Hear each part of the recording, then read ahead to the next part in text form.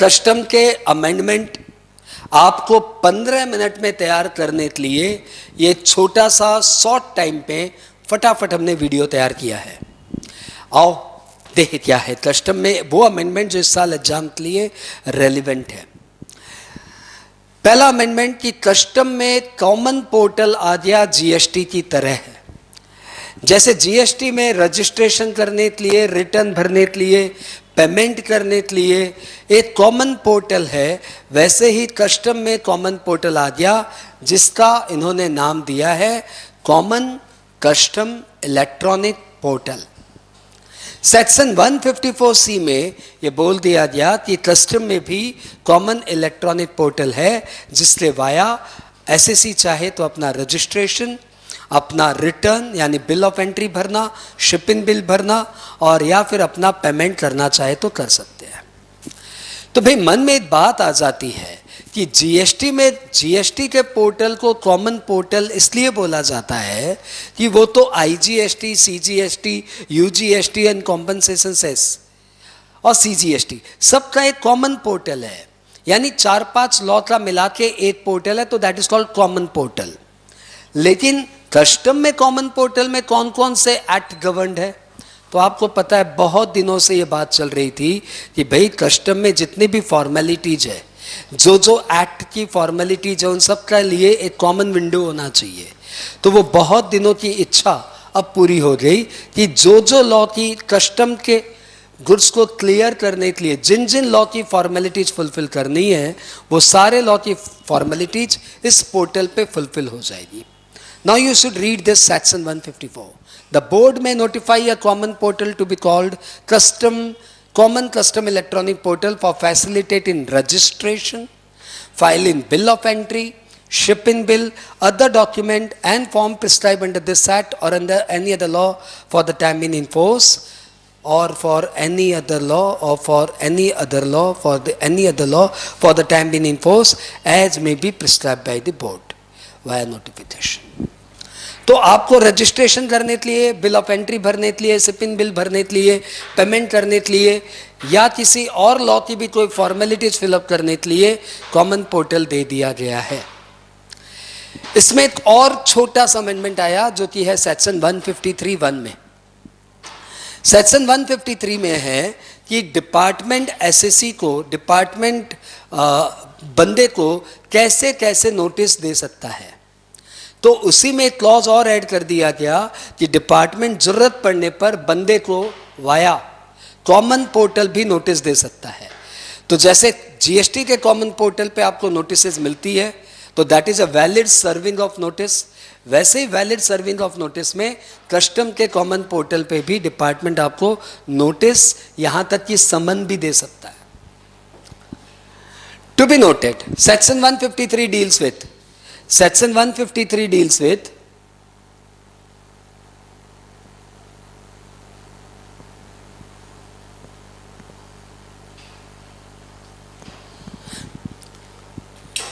Section 153 deals with कि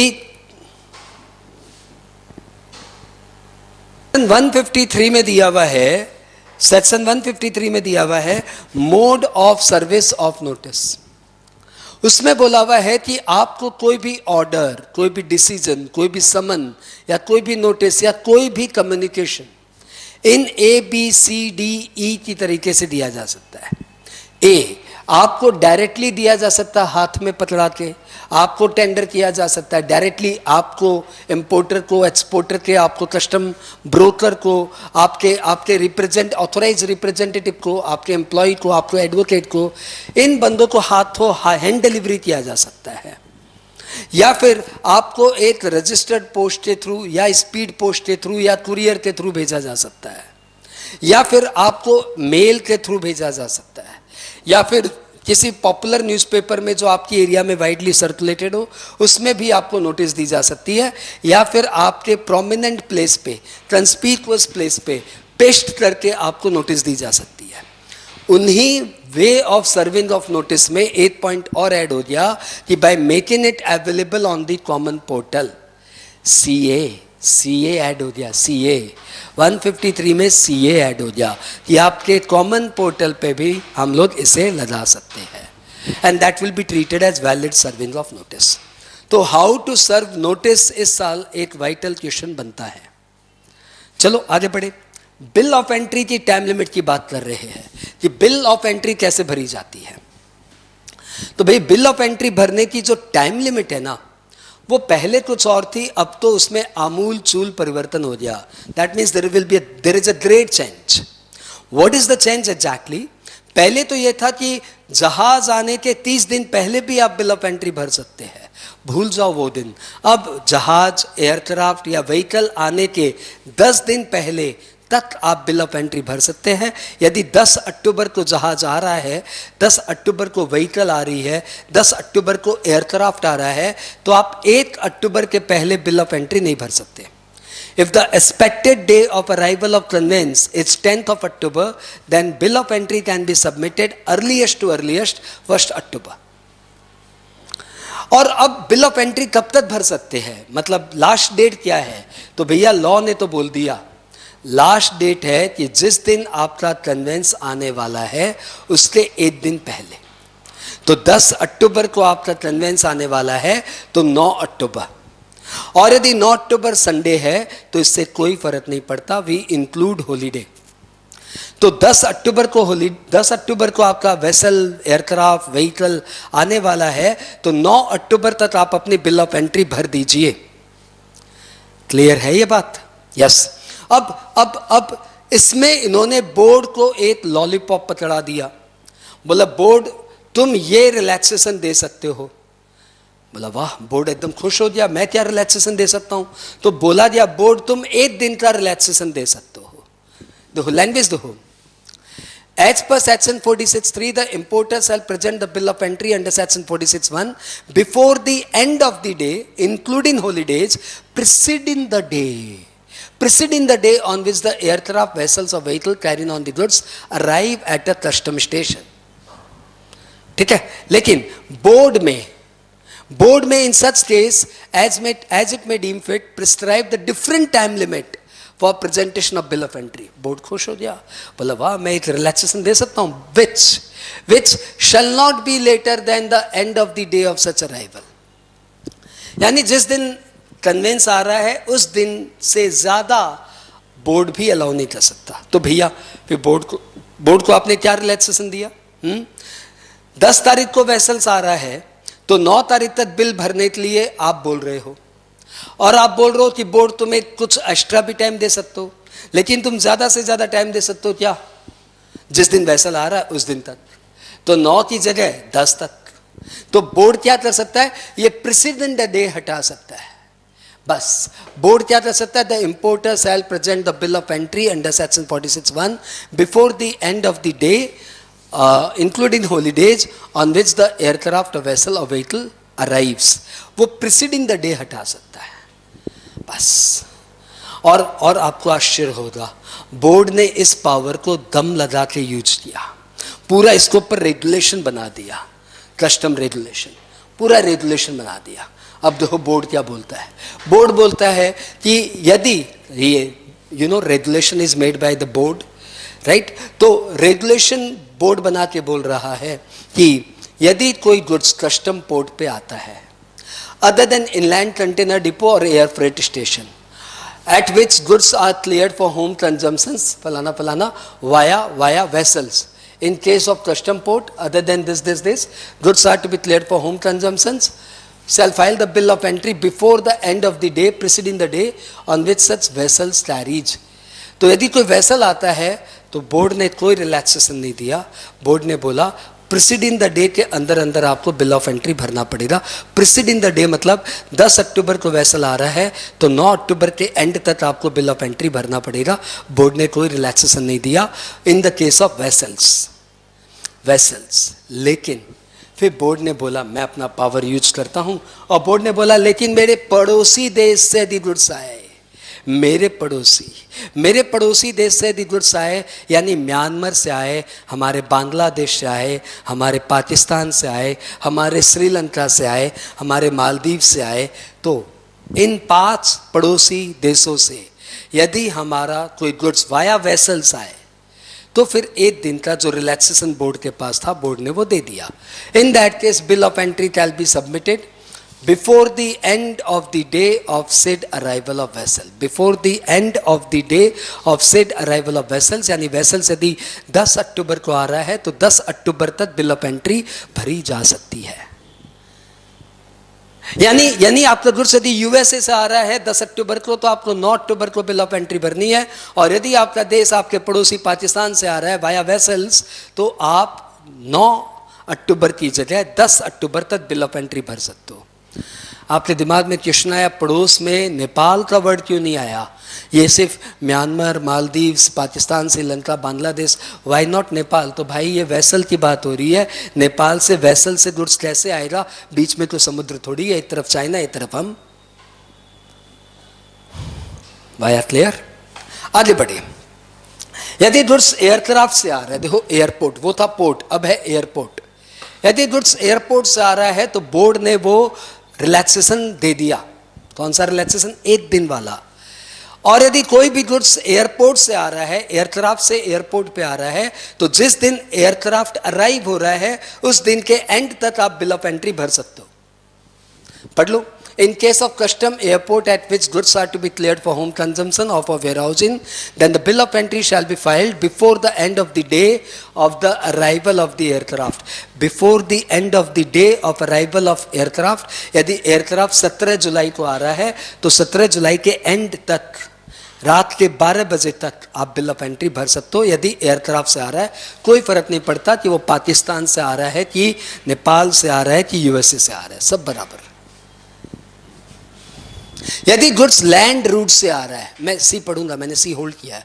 यदि goods land से आ रहा है तब भी ये 1 दिन वाला बेनिफिट बोर्ड ने दिया कि कहीं से भी गुड्स आ रहा हो, यदि लैंड रूट से आ रहा है, लैंड कस्टम स्टेशन से आ रहा है, लैंड कस्टम स्टेशन पे आ रहा है, तो जिस दिन व्हीकल अराइव होती है उस दिन के एंड तक आप बिल ऑफ एंट्री भर सकते हो. एक बार पढ़ लो. In case of land custom station at which goods are to be cleared for home consumption और for warehousing, the authorised person shall file the bill of entry before the end of the day of arrival of vehicle.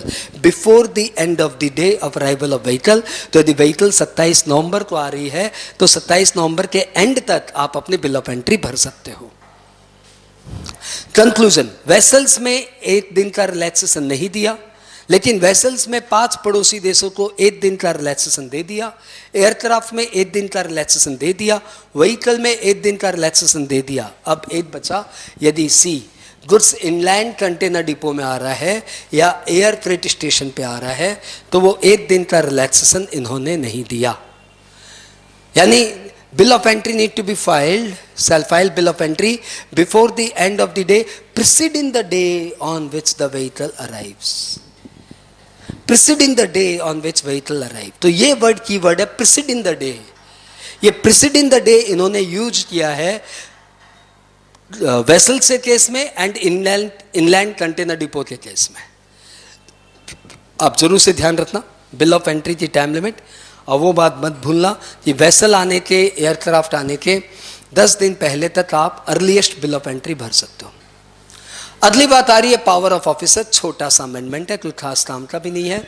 देखो, commissioner और commissioner appeal ये दोनों अलग अलग authority होती है. Commissioner एक एडमिनिस्ट्रेटिव ऑफिसर है और कमिश्नर अपील एक जुडिशियरी ऑफिसर है. तो इन दोनों के पावर में वेरिएशंस है.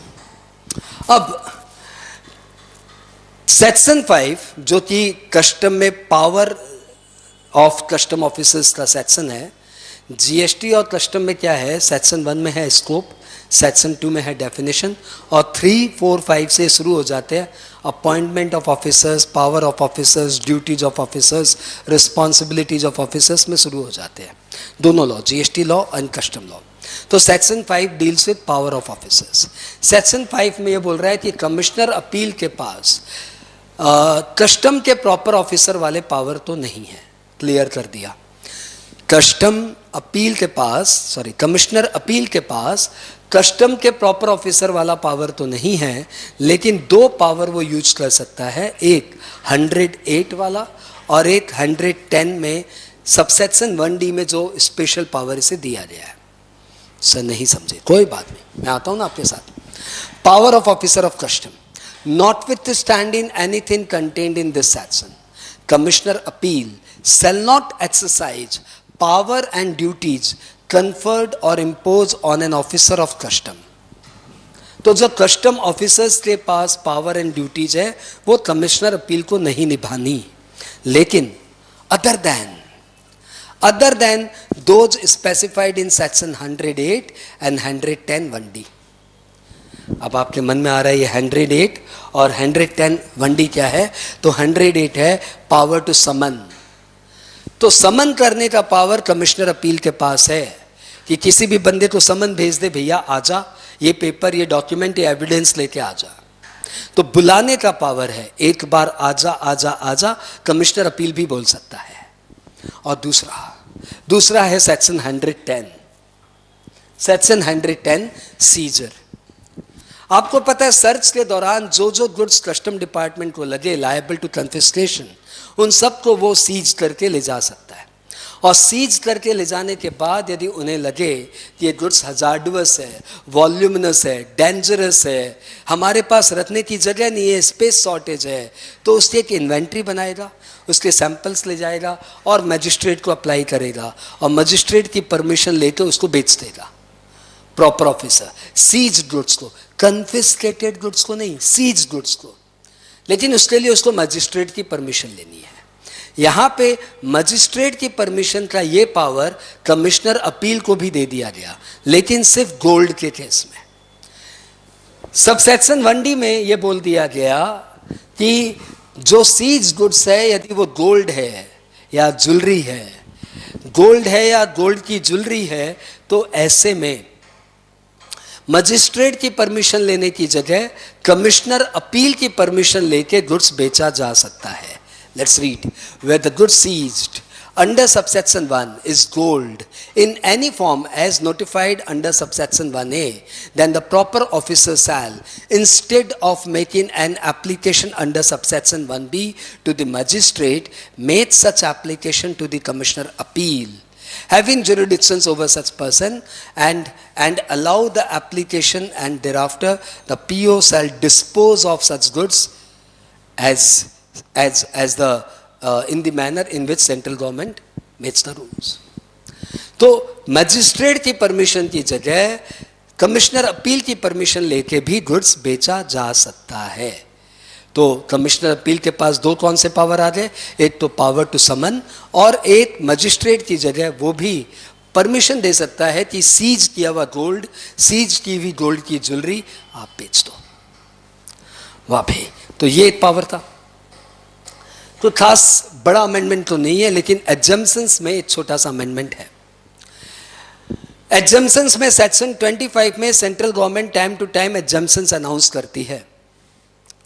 इसमें बोला हुआ है कि सेंट्रल गवर्नमेंट ने जो भी कंडीशनल एग्जम्पशंस अनाउंस की है, I repeat, conditional exemptions. Exemptions दो तरह के होते हैं, एक एब्सोल्यूट एग्जम्पशंस जिसमें कोई कंडीशंस नहीं है, एग्जम्पशंस मिलेगा, उसकी बात नहीं हो रही है। एक है कंडीशनल एग्जम्पशंस, ये कंडीशन सेटिस्फाई करो तो एग्जम्पशंस मिलेगा। तो ये कंडीशनल एग्जम्पशंस अब सिर्फ 2 साल तक ही चलेगी। जो भी अभी तक एग्जम्पशंस नोटिफाई किए गए थे सेक्शन 25 के थ्रू, वो एग्जम्पशंस अपनी डेट पे, यानी जिस दिन को वो नोटिफिकेशन आया था, एग्जम्पशन नोटिफिकेशन, उस डेट से 2 साल के बाद 31 मार्च को वो एंड हो जाएगा। यानी सपोज कोई एग्जम्पशन आया था 7/7/18, तो 7/7/18 से 2 साल ले जाओ, 7/7/20, 7/7/20 के बाद में जो 31 मार्च आएगा, 7/7/20 के बाद 31 मार्च आएगा, 31 मार्च 21, तो 31 मार्च 21 को वो कंडीशनल एग्जम्पशंस विड्रॉ हो जाएगा, हट जाएगा, ऑटोमेटिक हट जाएगा। ये पढ़िए, where any exemption is granted subject to any condition under subsection 1, such exemption shall, unless otherwise specified or varied or assigned date, be valid up to 31st day of March falling immediate after 2 years from the date of such grant or variations. तो भैया 2 साल का ही अब सारे exemptions बचे हैं. 2 साल के बाद सारे कंडीशनल एग्जम्पशंस एक बार के लिए हट जाएंगे और जो एग्जम्पशंस फरवरी 21 के फाइनेंशियल ईयर के प्रेसिडेंट के असेंट के दिन वैलिड है उनका ये 2 साल रेकन होगा फर्स्ट डे ऑफ फरवरी 21 से. रिकवरी चैप्टर में छोटा सा अमेंडमेंट है. रिकवरी का सेक्शन 28BB में बोला हुआ है कि सो क्लॉज नोटिस, भले वो फ्रॉड वाली सो क्लॉज नोटिस हो अंडर सेक्शन 28(4) या वो नो फ्रॉड वाली सो क्लॉज नोटिस हो अंडर सेक्शन 28(1), उसके लिए कोई भी इंक्वायरी इन्वेस्टिगेशन यदि पेंडिंग है तो उस इंक्वायरी इन्वेस्टिगेशन को 2 साल के अंदर फिनिश करना है. Just 2 years. 2 years कहाँ से? 2 years जिस दिन वो इनिशिएट हुई थी. और इस टाइम लिमिट को ज़्यादा से ज़्यादा 1 साल के लिए और बढ़ाया जा सकता है. सो नहीं समझे, फिर से सुनो आप. 28BB, time limit for completion of certain actions, any inquiry और any investigation culminating in the issuance of a notice under section 28(1) or notice under section 28(4) shall be completed by issuing such notice within a period of 2 years from the date of initiation. 2 साल के अंदर सारी inquiry investigation complete करो ताकि जल्दी से जल्दी assessment हो पाए. और इमरजेंसी में कमिश्नर को पावर दे दिया गया कि ये टाइम लिमिट आप 1 साल के लिए और बढ़ा सकते हो, यानी 2 ईयर की जगह 2 + 1 ईयर हो गया. 1 साल के लिए टाइम लिमिट बढ़ाई जा सकती है. ठीक है. रिकवरी चैप्टर में छोटा सा अमेंडमेंट आया था जो हमने डिस्कस कर लिया. अब हम लोग आ रहे हैं सेक्शन 113. ये वाइटल है. रिकवरी वाला इतना वाइटल नहीं है. उससे पहले वाला भी जम्पसन्स वाला भी 2 साल में फिनिश हो जाएंगे. इतना मुझे वाइटल नज़र नहीं आता, लेकिन 113 और ये 114 AC ये मुझे बहुत वाइटल नज़र आ रहे हैं. Confiscation of export goods under section 113. Section 113 deals with the confiscation of import goods. मैं आपको उस चैप्टर में लेके जाता हूँ. 111 में इंपोर्ट गुड्स के कन्फिस्केशन की बात हो रही है. 112 में पेनल्टी फॉर इलीगल इंपोर्ट की बात हो रही है. 113 में कन्फिस्केशन ऑफ एक्सपोर्ट गुड्स की बात हो रही है और 114 में पेनल्टी फॉर इलीगल एक्सपोर्ट की बात हो रही है. हम लोग बात कर रहे हैं कन्फिस्केशन ऑफ एक्सपोर्ट गुड्स. उसमें बहुत सारे क्लॉजेस दिए हुए हैं कि जैसे आपने शिपिंग बिल रॉन्ग भर दिया तो आपका एक्सपोर्ट गुड्स कन्फिस्केट हो जाएगा. आपने बिना लेट्स एक्सपोर्ट ऑर्डर के माल जहाज पे चढ़ा दिया तो आपका गुड्स कन्फिस्केट हो जाएगा. आपने कस्टम पोर्ट की जगह किसी और पोर्ट से माल एक्सपोर्ट करने की कोशिश की तो आपका गुड्स कन्फिस्केट हो जाएगा. आपने एक्सपोर्टेड गुड्स को छुपा के कहीं और से वापस इंडिया में ट्रेड बैक करना चाहा तो आपका एक्सपोर्ट गुड्स कन्फिस्केट हो जाएगा. And so on so on so on. उसी सीरीज में इन्होंने पॉइंट एक और डाल दिया. JA, जा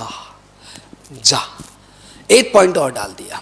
उन्होंने बोला कि यदि आप कोई रॉन्ग क्लेम ऑफ रेमिशन या रॉन्ग क्लेम ऑफ रिफंड करते हो ऑफ एनी ड्यूटी और एनी टैक्स, शायद GST को यहां पे कवर अप कर रहा है.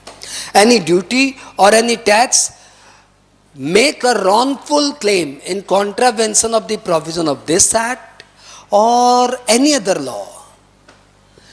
इस लॉ का या किसी और लॉ का कोई ड्यूटी या टैक्स का रॉन्ग रेमिशन या रॉन्ग रिफंड क्लेम किए हो तो भैया रेमिशन तो मिलेगा नहीं, रॉन्ग क्लेम किए हो.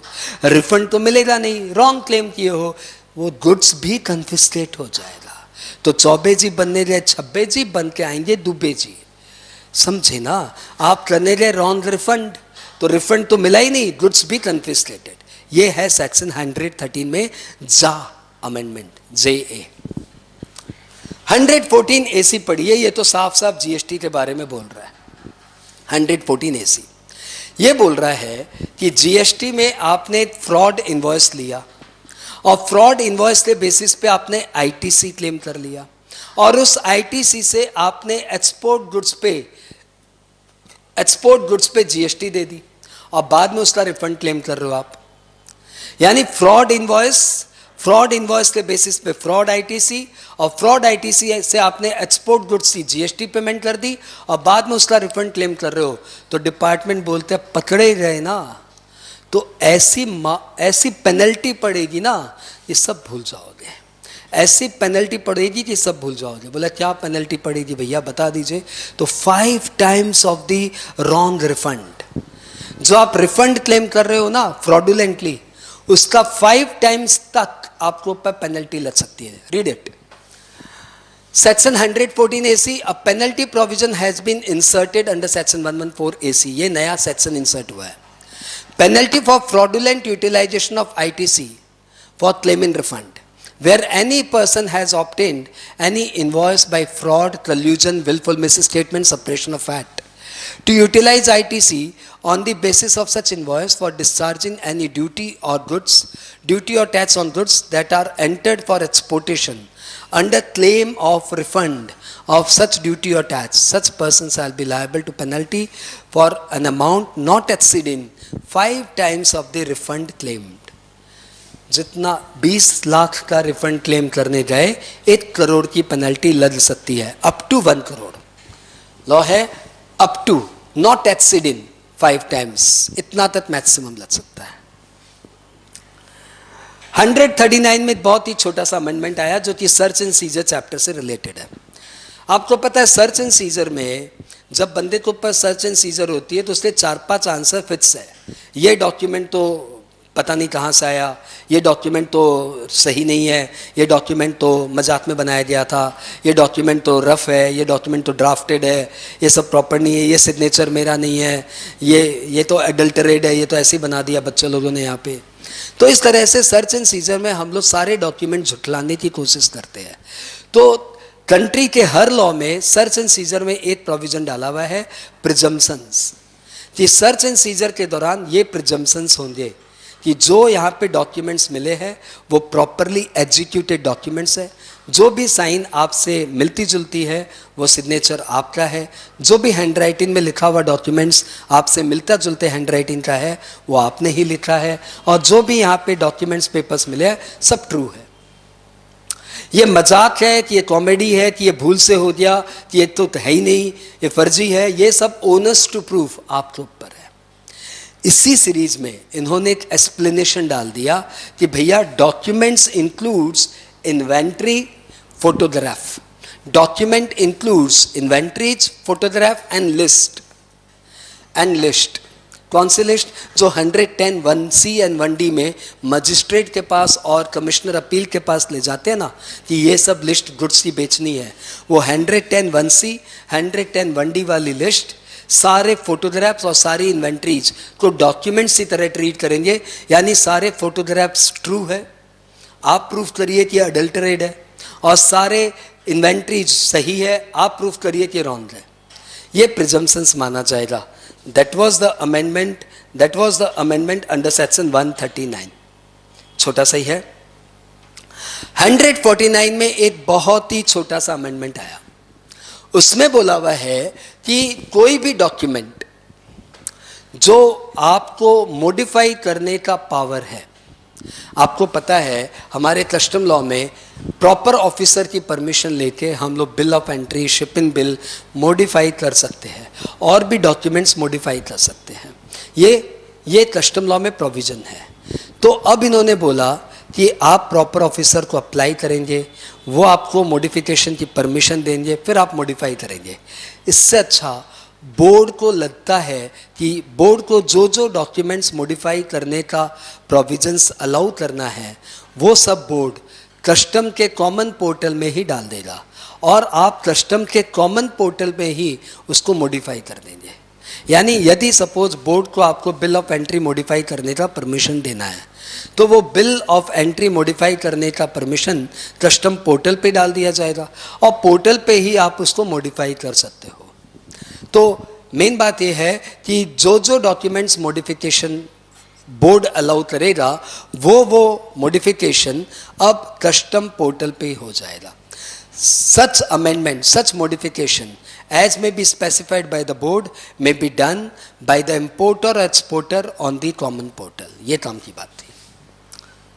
तो आपसे यदि कोई पूछे कि क्या बिल ऑफ एंट्री मॉडिफाई हो सकती है, answer is yes, subject to approval of the proper officer. तो आपसे पूछा जाएगा can it be modified on common portal, answer is yes if the board so permit. तो बोर्ड परमिट करेगा तभी कॉमन पोर्टल में उसका एंट्री आएगा। तो कॉमन पोर्टल में अमेंडमेंट की ऑप्शंस है तो आप अमेंड कर दीजिए।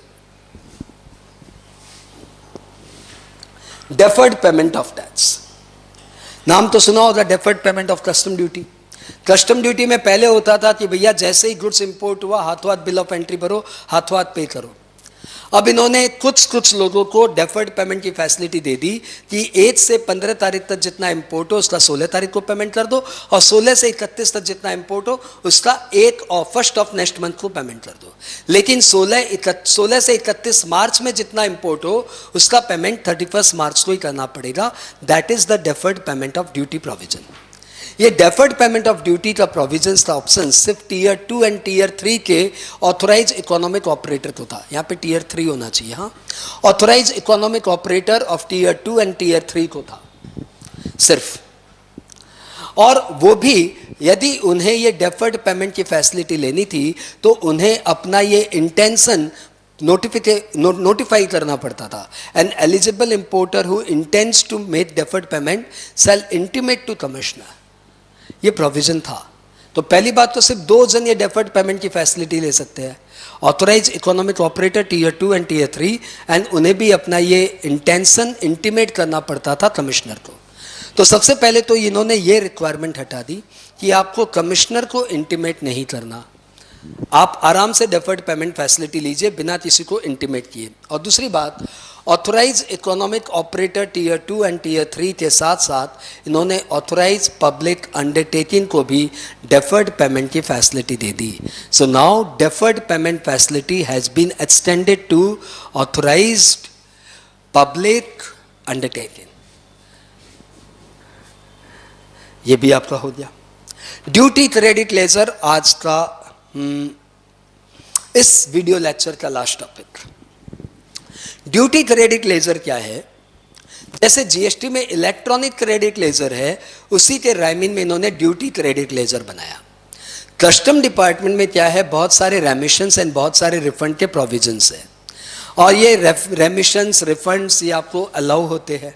बहुत सारे फाइनेंशियल बेनिफिट दिए जाते हैं वाया फॉरेन ट्रेड पॉलिसी। तो ये जो वेरियस फाइनेंशियल बेनिफिट है और ये जो वेरियस रेमिशंस है, ये अब आपको कैश में ना दिए जाके आपके ड्यूटी क्रेडिट लेजर में डाल दिए जाएंगे। यानी suppose you are eligible for a remission of ₹50 lakh, तो ये 50 लाख आपको कैश में नहीं मिलेगा, ये 50 लाख आपके duty credit ledger under section 51 में क्रेडिट कर दिया जाएगा। अब ये duty credit ledger you can use to pay any custom duty under custom law और custom tariff act. Custom act और कस्टम टैरिफ एक्ट में कोई भी आपको कस्टम ड्यूटी देनी है तो उसके लिए आप ये ड्यूटी क्रेडिट लेजर यूज कर सकते हैं। टू बी नोटेड, ये ड्यूटी क्रेडिट लेजर आप यूज नहीं कर सकते for payment of any interest, late fee और पेनल्टी। ये सिर्फ आप custom duty under custom act और कस्टम टैरिफ एक्ट, इन दो के लिए इन ड्यूटी क्रेडिट लेजर को यूज कर सकते हो। ठीक है। ड्यूटी क्रेडिट लेजर के बाद आपके इस अमेंडमेंट सीट में सेफगार्ड मेजर्स दिया हुआ है। ये लास्ट ईयर का ही अमेंडमेंट है, ये आप आराम से घर पे पढ़ लेना। और एक फेसलेस असेसमेंट दिया हुआ है, वो भी लास्ट ईयर ही आ गया था। उसमें ये क्वेश्चन हमेशा ही वाइटल है, ऑब्जेक्टिव ऑफ फेसलेस असेसमेंट। ये 5-6 पॉइंट है, एक बार आप देख लेना। ये सर्कुलर डाला हुआ है जो कि इतना काम का नहीं है, इसको आप छोड़ देना, लेकिन फेसलेस असेसमेंट ऑब्जेक्टिव जरूर पढ़ लेना। और सेफगार्ड मेजर्स ये आप जरूर पढ़ लेना। ठीक है। तो आई होप मैं स्पीड इसलिए तेज रहा हुआ था ना क्योंकि मुझे इसे कम समय में हैंडल करना था, क्योंकि अब एग्जाम सर पे है, कम समय है। ऑल द बेस्ट बच्चों, एकदम अच्छे से एग्जाम देना। Thank you, bye bye. Custom में इन दिनों में काफ़ी काम के अच्छे अद्भुत अमेंडमेंट आए हैं। अपने वही सारे अमेंडमेंट का एक छोटा सा रिकैप बना रहे हैं। आई होप ये एग्जाम्स में आपके बहुत काम आएगा और इससे एग्जाम में पेपर आएगा। तो बड़े ही इत्मीनान से, धैर्य के साथ एक एक करके पढ़ते चलो, पढ़े चलो, पढ़े चलो। सबसे पहली बात, कस्टम में अब एक custom portal, common custom portal आ गया भैया। क्या आ गया? Common custom portal. जैसे जीएसटी में कॉमन पोर्टल है, तो वही वर्ड को सेलेक्ट करते हुए इन्होंने इसका नाम दे दिया कॉमन कस्टम पोर्टल।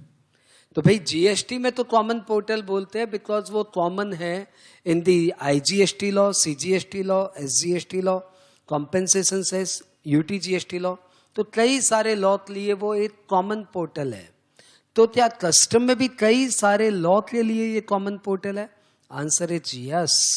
तो क्वेश्चन आता है बड़ी बड़ी आंखों के साथ कि कौन कौन से कस्टम के लिए, कौन कौन से लॉ के लिए ये कॉमन पोर्टल है। फिर इस कॉमन पोर्टल का यूज क्या है? तो भैया देखो, यूज तो वही है जो जीएसटी में यूज है। जीएसटी में कॉमन पोर्टल है तो उसी में रजिस्ट्रेशन करो, उसी में रिटर्न भरो, उसी में पेमेंट करो, उसी में चिट्ठी आएगी और वहीं से नोटिसेज आप पढ़ लेना। तो कस्टम का कॉमन पोर्टल में भी आप रजिस्ट्रेशन करो, वहीं पे बिल ऑफ एंट्री भरो, वहीं पे शिप इन बिल भरो, वहीं से पेमेंट करो और कस्टम डिपार्टमेंट को आपको कोई नोटिस देनी होगी तो वो वहीं पे दे सकते हैं। और रही बात कौन कौन से लॉ इसमें मर्ज हो जाए, तो दैट विल बी नोटिफाइड। यानी जब जब उन्हें लगेगा कि इस लॉ का भी कस्टम से कनेक्टिविटी है तो उस लॉ को नोटिफाई करके कॉमन पोर्टल में इन कर देगा। भाई सिंपल सी बात है, बहुत दिनों से बात चल रही थी, इंपोर्टर एक्सपोर्टर परेशान थे कि भाई कोई एक कॉमन गेटवे दीजिए जहां पे हम लोग सारा कस्टम का फॉर्मेलिटीज कर दें।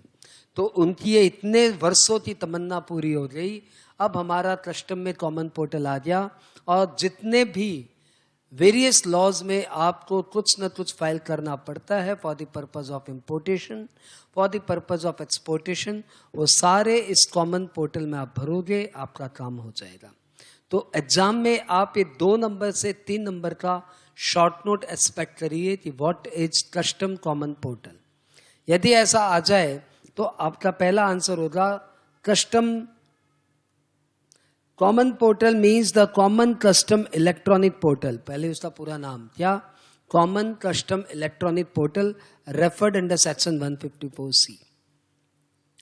As per section 154, the board में notify a common portal to be called the common custom electronic portal for facilitate in registration, file in bill of entry, ship in bill, other documents and forms prescribed under this act or under any other law for the time being in force, or the rules or the regulations made thereunder, payment of duty, and for such other purposes as the board may by notification specify। तो सिर्फ custom law ही नहीं है, आपने पढ़ लिया, आपने underline भी कर लिया, आपने अंडरलाइन कर लिया अंडर एनी अदर लॉ, है ना। चलो आगे बढ़े। सेक्शन 153 में इसका रेफरेंस देते हुए बोल रहे हैं कि for the purpose of serving of notice, for the purpose of serving of notice, clause, spelling थोड़ी सी रॉन्ग है, clause J which permit service of notice और order via common portal, via common portal. थोड़ी सी clause सी spelling wrong है, ठीक है, थोड़ी सी क्या होता है, अरे भाई रॉन्ग है, समझ रहे हैं। चलो, तो mode of service of notice के ऊपर भी एक छोटा सा एग्जाम क्वेश्चन आ सकता है। What are the various modes of serving notice, क्योंकि उसमें अमेंडमेंट आया तो हो सकता है उसी के ऊपर एक क्वेश्चन बना दे। तो देखो अमेंडमेंट तो बस इतना सा ही है, लेकिन आपको एक बार पढ़ पूरा लेना चाहिए। Mode of service of notice, an order, decision, summon, notice or any other communication, an order, decisions, summon or notice or any other communication under this act or rules made thereunder may be served in any of the following manner: by giving or tendering it directly to the addressee or importer or exporter or his custom broker or his authorized representative, including employee, advocate or any other person. So by giving, hand delivery, by tendering, offer to deliver, directly, किसको? Addressee को दे दिया जाए, addressee को दे दिया जाए, addressee को दे दिया जाए, इंपोर्टर को दे दिया जाए, एक्सपोर्टर को दे दिया जाए, एम्प्लॉय को दे दिया जाए, उसके एडवोकेट को दे दिया जाए, उसके कस्टम ब्रोकर को दे दिया जाए, उसको ऑथोराइज रिप्रेजेंटेटिव को दे दिया जाए। तो ये सब क्या माना जाता है? ये सब माना जाता है the notice been served, the notice been served. आगे बढ़े। बाय ए रजिस्टर्ड पोस्ट, आप रजिस्टर्ड पोस्ट से भी कर सकते हो, स्पीड पोस्ट से भी कर सकते हो, और बाय कुरियर भी अब अलाउड हो गया। आज से 10 साल पहले कुरियर अलाउड नहीं था। By sending it to the email, email में भी भेज सकते हो, और by making it available on the common portal, ये अमेंडमेंट आ गया। और by publishing it in a newspaper widely circulated in the locality in which the person to whom it is issued is last known to have resided or carried on business, और by affixing it in some conspicuous place, मतलब कोई proper location जहाँ पे उस SSC का place of business है या residence है, वहाँ पे आप उससे किसी प्रॉपर प्लेस पे चिपका के आ जाओ, affixing a copy thereof। तो ये सब माना जाएगा प्रॉपर सर्विंग ऑफ नोटिस। इस अमेंडमेंट के कारण ये क्वेश्चन इस साल इंपॉर्टेंट हो गया। तो custom common electronic portal, common custom electronic portal, ये इस साल वाइटल है भाई। आगे बढ़ते हैं, और आगे बढ़ते हैं। दूसरा अमेंडमेंट है बिल ऑफ एंट्री को लेके, कि बिल ऑफ एंट्री तब तक भरने का है। This is very very vital. Bill of entry आपको पता है इंपोर्ट की जान है, तो एक इंपोर्टर को बिल ऑफ एंट्री तब तक भरनी है, उसी टाइम लिमिट के बारे में इसमें दिया हुआ है। भैया पहले तो बहुत रिलैक्स था टाइम लिमिट की, वेसल्स आने के डेट के 30 दिन के अंदर आप यदि आप बिल ऑफ एंट्री नहीं भरते हो, मतलब वेसल्स आने के 30 दिन एक्सपेक्टेड डे के पहले आप बिल ऑफ एंट्री भर सकते हो, और 30 दिन के बाद में भी यदि आप नहीं भरते हो तो आपका गुड्स सेल कर दिया जाता था। वैसे बिल ऑफ एंट्री आपको एज सुन एज पॉसिबल भरना था। अब इसमें क्लियर कट रेगुलेशंस आ गया। अब बोला जा रहा है कि भैया वेसल्स आने के पहले ही भर दो ना, क्यों लेट कर रहे हो? वेसल हो या एयरक्राफ्ट हो या व्हीकल हो, उसके 1 दिन पहले ही भर दो जब वो आने वाला हो। जैसे वेसल्स का ना कल आने वाला है, तो आज रात के 12 बजे के पहले पहले बिल ऑफ एंट्री भर के रेडी कर दो, ताकि जल्दी से जल्दी माल उतरे और खत्म होना काम।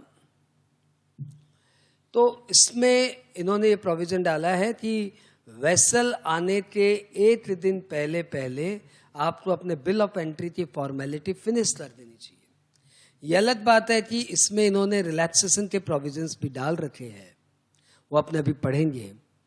और इन्होंने ये भी बोला है कि पहले तो ये था कि वेसल्स आने के 30 दिन पहले भी यदि आप बिल ऑफ एंट्री भरते थे तो वो बिल ऑफ एंट्री वैलिड मानी जाती थी, परंतु अब ये बोल रहे हैं वेसल आने के 10 दिन पहले के यदि आपने बिल ऑफ एंट्री भर दी है तो वो चलेगा, परंतु उसके पहले की बिल ऑफ एंट्री नहीं चलेगी। यानी वेसल यदि 10 अक्टूबर को आ रहा है तो आप 1 अक्टूबर तक बिल ऑफ एंट्री भर दिए तो चलेगा, परंतु आप 28 सितंबर को बिल ऑफ एंट्री भर दिए तो नहीं चलेगा। यानी जिस डेट को आपका कन्वेंस आ रहा है उस आने के 10 दिन पहले तक आप बिल ऑफ एंट्री भर सकते हो। आओ एक बार रीडिंग करें, काफी कुछ है इसमें बोलने का। पाकिस्तान, बांग्लादेश, श्रीलंका, म्यांमार के लिए नया के लिए स्पेशल प्रोविजन है, लेकिन वो प्रोविजन सब थोड़े थोड़े माइनर से पॉइंट से डिफरेंस हो जा रहे हैं, तो बड़ी सावधानी पूर्वक आइए पढ़ते हैं। Section 43 has been amended for amending time limit for bill of entry. As per section 46(3), the importer shall present the bill of entry under section 46(1) before the end of the day, including holiday। मतलब ये मत बोलिए कि 1 दिन पहले तो Sunday था, तो मंडे को यदि हमारा वेसल आ रहा है तो कैसे भरे? कुछ नहीं, संडे पंडे कुछ नहीं हमारे यहाँ। हम लोग 24/7 है कस्टम डिपार्टमेंट। वैसे भी आपको कॉमन पोर्टल में बिल ऑफ एंट्री भरनी है, तो क्या संडे और क्या मंडे, शुरू हो जाइए। तो एक्सक्लूडिंग हॉलीडेज, हॉलीडेज को कंसिडर मत कर, मतलब हॉलीडेज की रिलीफ मत लीजिए। Before the end of the day including holidays preceding the day on which the aircraft और vessel or vehicle carrying on goods arrives. तो तीनों पॉइंट कवर हो गए, इसमें तीनों पॉइंट कवर हो गए, एयरक्राफ्ट, वेसल्स और व्हीकल के आने के 1 दिन पहले, preceding the day on which aircraft, vessels or vehicle arrives at a custom station at which such goods are to be cleared for home consumption or cleared for warehousing, provided that board, ये दो relaxation. Provided that board may in such case as it may deem fit prescribe different time limits for presentation of bill of entry. तो हम बड़े खुश हुए कि चलो board हमें कुछ रिलैक्सेशन दे सकता है. Which shall not be later than end of the day of such arrival. लेकिन ज्यादा से ज्यादा कितना रिलैक्सेशन दे सकता है? End of the day of such arrival. यानी मंडे के रात में, मंडे को यदि वेसल आ रहा है, व्हीकल आ रहा है, एयरक्राफ्ट आ रहा है, तो नियम तो ये है कि एक दिन पहले यानी संडे इवनिंग तक आपका बिल ऑफ एंट्री आ जाना चाहिए. लेकिन बोर्ड समय समय पे जरूरत पड़ने पे इसे रिलैक्स कर सकता है. लेकिन रिलैक्स भी क्या कर रहा है? ज्यादा से ज्यादा मंडे के रात में, यानी जिस दिन कन्वेंस अराइव हो रहा है उस दिन के एंड ऑफ डे के पहले पहले. तो विच शैल नॉट बी, देखो ये बड़ा काम का वर्ड है, which shall not be later than the end of the day of such arrival.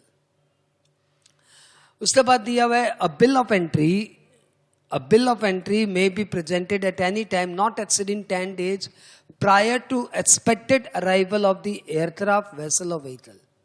तो जो पहले 30 days था वो 10 days हो गया. Not exceeding 10 days prior to exit. तो यदि आपका व्हीकल 10 तारीख को एक्सपेक्टेड आने का, तो आप 1 अक्टूबर से 9 अक्टूबर के बीच में कभी भी अपना बिल ऑफ एंट्री भर सकते हो. उसके बाद बोला हुआ है provided also that where the bill of entry is not presented within time. तो फिर क्या होगा? थोड़ी बहुत आपसे and there was no sufficient cause of delay, the importer shall pay such charges for late presentation of bill of entry. तो फिर आपसे पेनल्टी लेके, लेट फीस लेके आपका बिल ऑफ एंट्री हम एक्सेप्ट करेंगे. एक्सेप्ट तो करना ही पड़ेगा. तो this was the main amendment. उसके बाद बोर्ड ने कुछ रेगुलेशंस बना दिए जो कि बोर्ड का पावर था. लेकिन आपको पता है बोर्ड ज्यादा से ज्यादा कितना रिलैक्स कर सकता है. यदि मंडे को हमारी वेसल्स, एयरक्राफ्ट, व्हीकल आ रही है तो लॉ बोलता है कि संडे की इवनिंग, और बोर्ड को रिलैक्स किया हुआ है कि तुम जाओ संडे इवनिंग की जगह किसी को मंडे इवनिंग भी बोल सकते हो. तो जिस दिन वेसल आ रहा है उसके ठीक प्रेसिडेंट डे, या फिर कभी कभी आप बोल सकते हो उसके जिस दिन वेसल, एयरक्राफ्ट, व्हीकल आ रहा है उस दिन के एंड तक. तो यहाँ पे बोर्ड ने उस पावर को यूज करते हुए पाकिस्तान, बांग्लादेश, मैं बताता हूँ क्या है ये, फाइनल हमें ये पढ़ना है क्योंकि अल्टीमेटली बोर्ड के रिलैक्सेशन के बाद ये प्रोविजन ही बचता है. बोर्ड के रिलैक्सेशन के बाद यही प्रोविजन बचता है.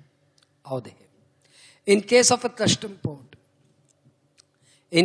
Custom port other than inland container depot or air freight station, at which goods are to be cleared for home consumption or cleared for warehousing, the authorized person shall file the bill of entry before the end of the day, ये तो हमेशा ही रहेगा, including holidays, ये तो हमेशा ही रहेगा, preceding the day, ये कभी कभी रहेगा, कभी कभी नहीं रहेगा, preceding the day on which the vessel carrying on the goods arrives at the custom port.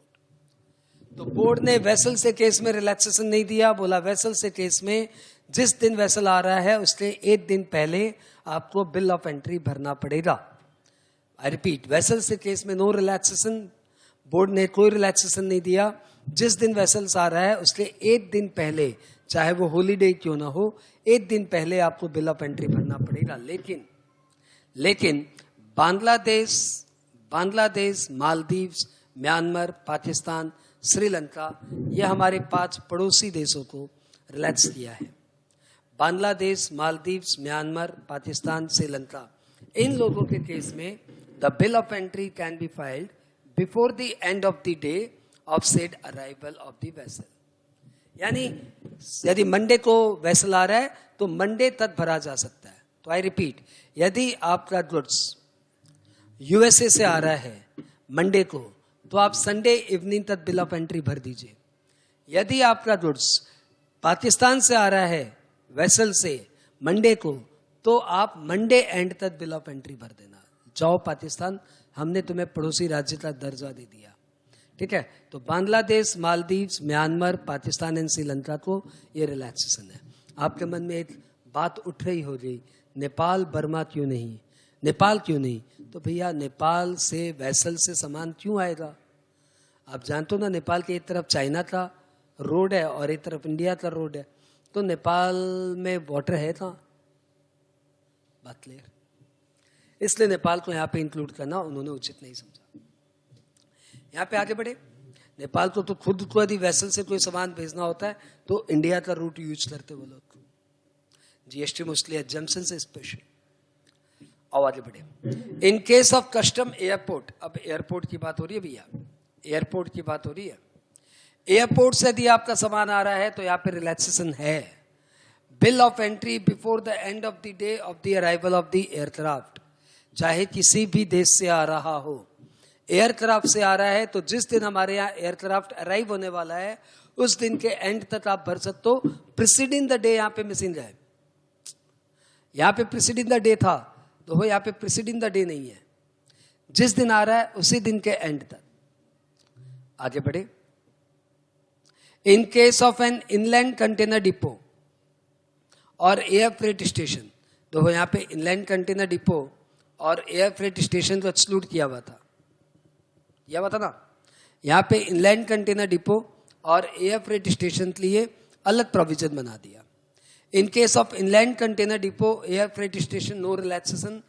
Bill of entry before the end of the day preceding the day on which the vehicle carrying the goods arrives at the inland container depot or air freight station. तो यहां पे preceding the day word है।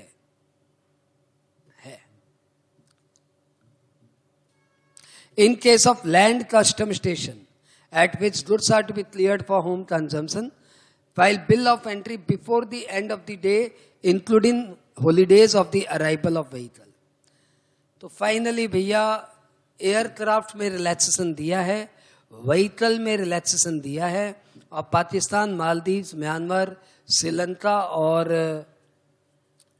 अरे कौन हो गया, China को किस बात का रिलैक्सेशन, बांग्लादेश। तो Pakistan, Maldives, Myanmar, Bangladesh and China, Sri Lanka, इन 5 से यदि गुड्स हमारा आ रहा है तो वेसल से भी आ रहा है तब भी रिलैक्सेशन है 1 दिन वाला, लेकिन बात की जगह रिलैक्सेशन नहीं है।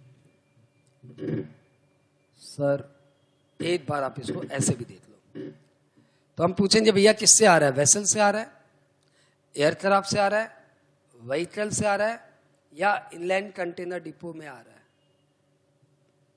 यदि वेसल से आ रहा है तो फिर पूछेंगे 5 राज्यों, 5 देशों से आ रहा है तो रिलैक्सेशन, और कहीं से आ रहा है नो रिलैक्सेशन।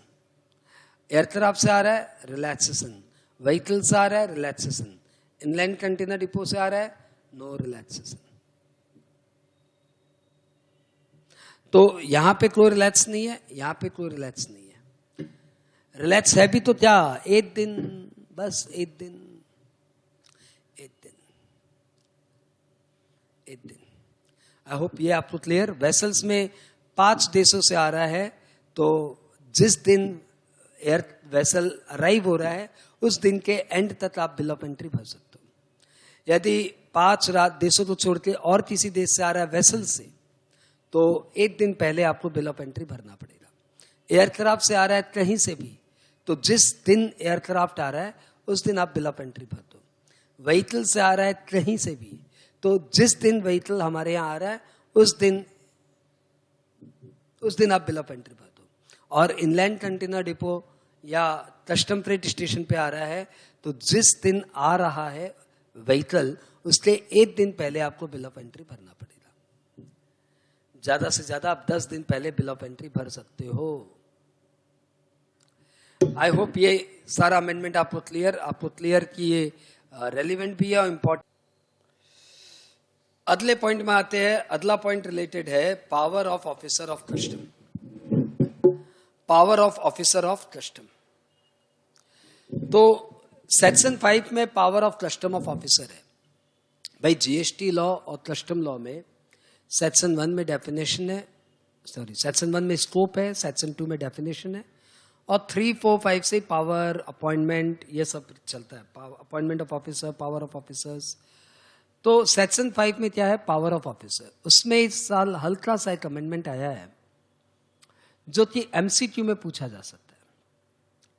पूरा सेक्शन 5 में क्या क्या पावर आपको पढ़ना नहीं है, सिर्फ अमेंडमेंट पढ़ लो वही काफी है, क्योंकि ऐसे भी ये बहुत कम इंपॉर्टेंट है। कमिश्नर और कमिश्नर अपील दो अलग अलग अथॉरिटी है, मैं पावर के बारे में बता रहा हूं, वेट करो। कमिश्नर और कमिश्नर अपील दो अलग अलग अथॉरिटी है, यह आपको पता है।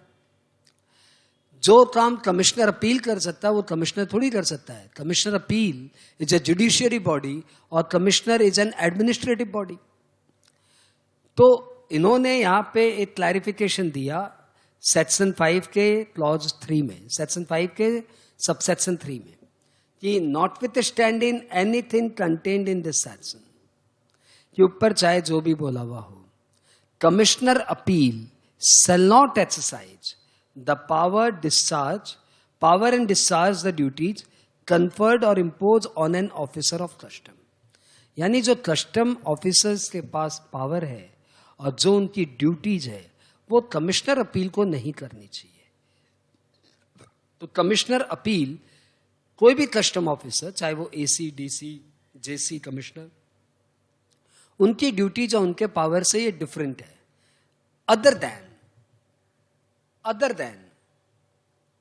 than those specified in chapter 15 of section 108 and section 110(1)(d। इसका मतलब ये हुआ कि सेक्शन 108 और 110(1)(d) में जो पावर मेंशन्ड है वो पावर कमिश्नर अपील भी यूज कर सकता है। यानी कमिश्नर अपील कमिश्नर के पावर यूज नहीं कर सकता, एसीडीसी के पावर ड्यूटीज यूज नहीं कर सकता, लेकिन 108 में जो दिया हुआ है और 110 के सबसेक्शन 1D में जो दिया हुआ है वो काम कमिश्नर अपील कर सकता है, वो उसके पावर में है। तो अब बड़ी क्वेश्चन आती है कि भैया 108 में क्या है, इसलिए हमने 108 यहां पे दे दिया। तो 108 आप देख सकते हो, 108 में है power of summon prescribe to give evidence and produce document. तो समन इश्यू करना, एविडेंस ले लेना और डॉक्यूमेंट्स ले लेना, मतलब समन देके ये बोलना कि भैया डॉक्यूमेंट्स लेके आओ, एविडेंस लेके आओ, इंफॉर्मेशन लेके आओ, ये पावर जो प्रॉपर ऑफिसर्स के पास है, जो कस्टम ऑफिसर्स के पास है, वो पावर कमिश्नर अपील के पास भी है। तो कमिश्नर अपील भी समन दे सकता है। चलो इसका तो यहीं पे हुआ। अब क्वेश्चन आता है 110 में क्या है। 110 में scissor of goods, documents and thing. उसमें यदि आपको याद हो 110 बहुत काम का, बहुत पॉपुलर सेक्शन है कि जो गुड्स सर्च में मिला उन सबको सीज करके ले जा सकते हैं, और सीज करके ले जाने के बाद यदि हमारे पास स्पेस नहीं है या गुड्स हजार्डवस है या डेप्रिसिएटिंग है या डेंजरस है, तो ऐसे में उसकी एक इन्वेंट्री बना के मजिस्ट्रेट की परमिशन लेके उसे बेचा जा सकता है। उसी कंटेस्ट में 1D पढ़िए आप, where the goods seized under subsection 1 is gold in any form, मतलब ज्वेलरी भी चलेगा, as notified under subsection 1A, then the proper officer shall, instead of making an application to the magistrate, make such application to the commissioner appeal having jurisdictions, who shall, as soon as may be, allow the application, and thereafter the proper officer shall dispose of such goods। सोचो इनके पास gold और jewellery रखने की भी जगह नहीं है, वो कौन सा हजार्डवस है, वो कौन सा डेंजरस है, वो कौन सा वॉल्यूमिनस है, उसको रखने में कौन सी स्पेस की कमी पड़ रही है। लेकिन ये इन्वेंट्री बना के इस ग्राउंड पे ये वैल्यू डिटेरियोरेटिंग, रिस्की है रखना, चोरी हो गया कौन रिस्पॉन्सिबिलिटी लेगा। इन सब ग्राउंड्स में गोल्ड या गोल्ड के किसी फॉर्म यानी ज्वेलरी का भी इन्वेंट्री बना के बेच सकते हैं, लेकिन जो बेचने के लिए नॉर्मली मजिस्ट्रेट की परमिशन चाहिए, यहां पे वो परमिशन कमिश्नर अपील भी दे सकता है। तो मजिस्ट्रेट भी दे सकता है, कमिश्नर अपील भी दे सकता है, ठीक है। कमिश्नर अपील का यहां पे दो पावर आ गया, एक तो पावर टू समन और एक गोल्ड या ज्वेलरी जो सीज हुई है उन्हें बेचने की परमिशन कमिश्नर अपील दे सकता है। आई होप एकदम क्लियर। नेक्स्ट अमेंडमेंट आया एग्जाम्शन चैप्टर में, छोटा सा अमेंडमेंट है, मुझे नहीं लगता कि एग्जाम के लिए रेलिवेंट है, लेकिन फिर भी आप सुन लो, क्योंकि अमेंडमेंट बड़ा है, एग्जामिनेशन पॉइंट ऑफ व्यू से ठीक ठाक है। हमारी गवर्नमेंट चाहती है कि कोई भी पुराने एग्जाम्शंस जो वर्षों से चले आ रहे हो, अब उन्हें एक बार रिकंसिडर किया जाए, तो एक बार उन्हें वैनिश कर दिया जाए और एग्जाम्शंस हम लोग बाद में देंगे। आपको पता है सेंट्रल गवर्नमेंट कोई भी एग्जाम्शंस विड्रॉ कर सकती है, लेकिन exemptions all of sudden withdraw नहीं होने चाहिए, उससे एसएससीज को बहुत परेशानियां होती है। तो कंसिडरिंग ऑल दीज फैक्ट, एक बहुत सिंपल सा प्रोविजन इंसर्ट किया गया जो कि सेक्शन 25 में है। सेक्शन 25 में बोला गया कि जो भी एग्जाम्शन सेंट्रल गवर्नमेंट ने आपको दे रखे हैं, कंडीशनल एग्जाम्शंस, एब्सोल्यूट एग्जाम्शंस नहीं, जो भी सेक्शन 25 में सेंट्रल गवर्नमेंट ने एग्जाम्शंस अनाउंस कर रखे हैं, कंडीशनल एग्जाम्शंस, वो सारे एग्जाम्शंस 2 साल के अंदर, 2 साल कहां से, 2 साल जब उन्होंने उसे अनाउंस किए थे, वहां से 2 साल के बाद जो भी 31 मार्च आएगा उसमें वो खत्म हो जाएंगे।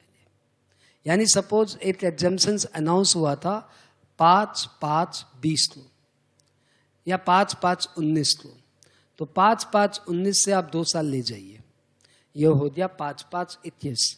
5/5/21 के बाद जो 31 मार्च आएगा, 31/3/22 को वो खत्म हो जाएगा। ये मैंने आपको मैथमेटिक्स समझाया। सपोज को एग्जाम्शन अनाउंस हुआ था 8/8/18 को, तो 8/8/18 से 2 साल ले जाइए, आ गया 8/8/20। 8/8/20 के बाद जो 31 मार्च आएगा, यानी 31 मार्च 21 को वो वैनिश हो जाएगा। उसके बाद इन्होंने रिलैक्सेशन दिया कि लेकिन जो एग्जाम्शंस ऑलरेडी है एज ऑन द डेट, जिस दिन 2021 के फाइनेंस बिल को हमारे प्रेसिडेंट साहब का असेंट मिला, तो वो सारों के लिए 2 साल काउंट होंगे फ्रॉम 1 फरवरी 2021। आओ इसे पढ़े। Where any exemptions is granted such subject to any conditions, yani conditional exemptions. Under subsection 1, such exemptions shall, unless otherwise specified or varied or rescinded, be valid up to 31st day of March, falling immediately after 2 years from the date of such grant or variation. Provided that, in respect of any such exemption in force as on the date on which the Finance Bill 2021 receives assents of the President, then the said period of 2 years shall be reckoned from 1st day February 2021.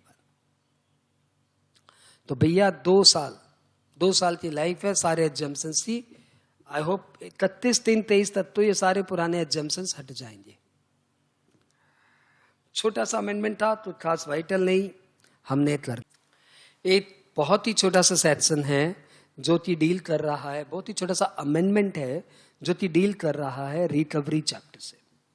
Recovery chapter में यदि कोई inquiry investigation बाकी है in the issuance of a notice under section 28(1), the time limit for certain actions, any inquiry or investigation culminating in the issuance of notice under section 28(1), भले ही वो so cause notice हो for non-fraud case under section 28(1) और भले ही वो so cause notice हो for recovery of fraud case under section 28(4), ये सारी proceedings, inquiry, investigation, etc.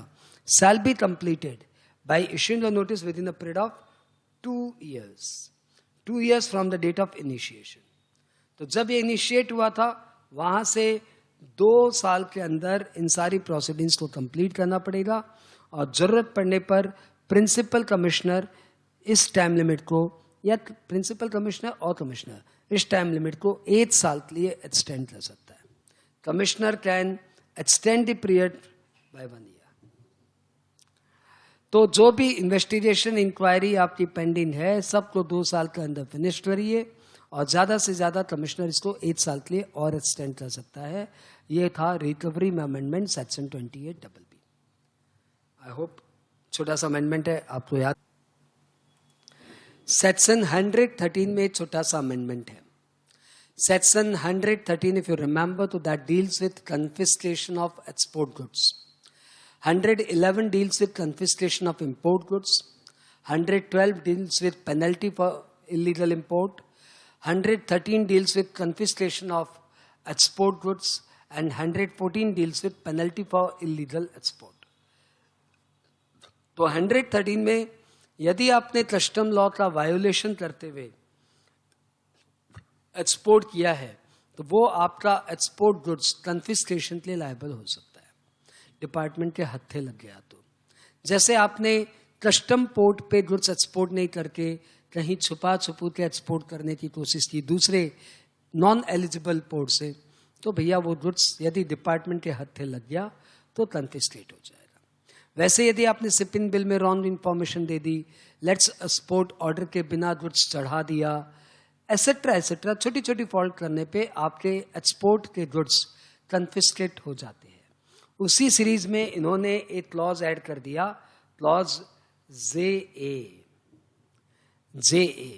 और इस क्लॉज में इन्होंने बोला any goods entered for exportation under claim of remission of refund और any duty, under claim of remission और रिफंड ऑफ एनी ड्यूटी और टैक्स और levy to make a wrongful claim in contravention of the provision of this act. मतलब आप refund claim कर रहे हो, रेमिशन claim कर रहे हो, और उधर वो रेमिशन रॉन्ग और रिफंड आपका बनता नहीं है, आप रॉन्गली क्लेम कर रहे हो, तो भैया रेमिशन तो मिलेगा ही नहीं, रिफंड तो मिलेगा ही नहीं, क्योंकि वो आप रॉन्गली क्लेम कर रहे हो। क्यों मिलेगा? उल्टे आपका जो एक्सपोर्ट गुड्स दिखा के आप रेमिशन रिफंड क्लेम कर रहे थे गलत वाला, तो वो एक्सपोर्ट गुड्स भी कन्फिस्केट हो जाएगा। समझे? Any goods entered for exportation under claim of remission or refund of any duty or tax, maybe GST की तरफ इंडिकेशन है, any duty or tax or levy to make a wrongful claim in contravention of the provision of this act or any other law for the time in force, तो भैया क्या होगा? Goods आपका confiscate हो जाएगा। इसी series में 114 AC आया है। ये तो साफ साफ जीएसटी की बात कर रहा है, क्लियर कट। आपको पता है 114 में पेनल्टी है और 114 AC में भी पेनल प्रोविजन ही है। बोल रहा है कि आप फ्रॉडुलेंट इनवॉइस दिखाए और फ्रॉडुलेंट इनवॉइस दिखा के ITC क्लेम करके गुड्स एक्सपोर्ट करके बाद में रिफंड क्लेम कर रहे हो। वाह भाई साहब, क्या किए? पहले तो फ्रॉडुलेंट इनवॉइस दिखा के ITC लिए, फिर गुड्स एक्सपोर्ट कर दिए, उससे इस ITC का पेमेंट कर दिए, एक्सपोर्ट पे GST का, और बाद में उसका रिफंड क्लेम कर रहे हैं इस चीज का जो आपने टैक्स दिया उसका। तो लॉ बोला तुम्हारा तो इनवॉइस फर्जी है और तुम रिफंड क्लेम कर रहे हो, बड़े चीटर हो। पेनल्टी एक बार लगेगी ना, दिमाग ठिकाने आ जाएगा। पता है कितनी पेनल्टी है? 5 times of the fraudulent ITC। जितना फ्रॉडुलेंट ITC का रिफंड लेने जा रहे हो ना, उतने का 5 times of the refund claim. Penalty for fraudulent utilisation of ITC credit for claim in refund where any person has obtained any invoice by fraud, collusion, willful misstatement, suppression of act, to utilize ITC credit on the basis of such invoice for discharge of any tax or duties on goods that are entered for exportation under claim of refund of such duty or tax, such person shall be liable to penalty not exceeding 5 times of the refund claim। मतलब ज्यादा से ज्यादा 5 times, हो सकता है आपको पर कम भी लगा दी जाए, परंतु ज्यादा से ज्यादा आपने सपोज रिफंड क्लेम किया है 20 लाख का, तो 1 करोड़ की पेनल्टी तक लगाई जा सकती है। That was the vital provision. ये तो जीएसटी से रिलेटेड है कस्टम में। तो भैया 1114 AC तो मान लो ये छपेगा छपेगा छपेगा। एक भाई साहब रॉन्गली जीएसटी का बिल लाए, मतलब फ्रॉडुलेंटली जीएसटी का बिल लाए, उसके ऊपर उन्होंने 20 लाख की आईटीसी क्लेम की, उस आईटीसी से उन्होंने एक्सपोर्ट गुड्स पे जीएसटी पे किया, और उसके बाद एक्सपोर्ट गुड्स पे जो जीएसटी पे किया उसका रिफंड क्लेम कर रहे हैं 20 लाख। तो बताइए कितने की पेनल्टी लगेगी? 1 करोड़ की पेनल्टी लग सकती है मैक्सिमम। 139। तो 139 में सिंपल सी बात है, जो आपको पहले से ही पता था, उसमें एक बहुत ही छोटा सा अमेंडमेंट आया from exam point of view, और एक बहुत बड़ा अमेंडमेंट आया from the reality point of view. आपको पता है सर्च एंड सीजर के समय डिपार्टमेंट जो जो सामान आपके यहाँ से उठाते हैं या जो जो उन्हें पेपर्स डॉक्यूमेंट्स मिलते हैं, उसमें एसएससी का आर्ग्यूमेंट हमेशा ही रहेगा कि ये डॉक्यूमेंट्स तो फॉल्स है, ये सिग्नेचर तो मेरा नहीं है, ये तो अकाउंट्स मतलब ये तो अकाउंट्स हमारी कंपनी का अकाउंट्स नहीं है। तो लॉ बोलता है, हर लॉ में यही बोला जाता है इंक्लूडिंग कस्टम लॉ, कि जो हैंडराइटिंग आपसे मिलती जुलती है वो हम प्रिज्यूम करेंगे कि वो आपकी हैंडराइटिंग है। जो सिग्नेचर आपसे मिलता जुलता है वो हम प्रिज्यूम करेंगे कि वो आपका सिग्नेचर है। जो भी डॉक्यूमेंट्स एक्सेट्रा वहाँ पे मिले हैं हम लोग एज्यूम करेंगे कि वो डॉक्यूमेंट्स एक्सेट्रा सब सही है। अब ये फॉल्स है, रॉन्ग है, मजाक है, ये आपको प्रूव करना है।